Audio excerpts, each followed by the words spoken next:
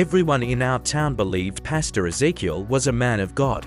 His church grew from a small wooden shed to a massive cathedral in less than 3 years. Miracles happened every week. The blind claimed they could see.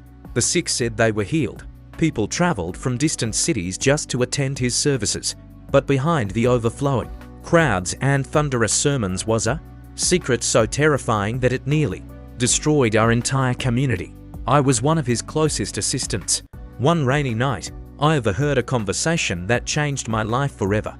The pastor was speaking with a strange herbalist in his office. "The sacrifice is complete," the herbalist whispered. 7 virgins and 7 old women. "The covenant is sealed. Your crowd will never decrease." My blood ran cold. At first, I thought I had heard wrongly. Then I began investigating.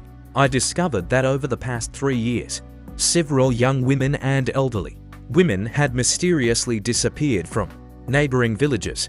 Their cases were never solved. The deeper I dug, the darker the truth became. Hidden beneath the church altar was a secret chamber. What I found there made me tremble. Strange ritual objects, old photographs of missing women, and symbols painted in dried blood covered the walls. I realized the miracles were a deception. The crowd wasn't gathering because of God's power. It was the result of a terrifying covenant built on innocent lives. When I confronted the pastor, he smiled calmly. "You think people want the truth?" he asked. "They only want signs and wonders." That night, I fled for my life. Days later, authorities stormed the church after receiving anonymous evidence. The shocking discoveries that followed sent waves across the country. Dead bodies of rotten corpses were dug from the church pulpit one by one.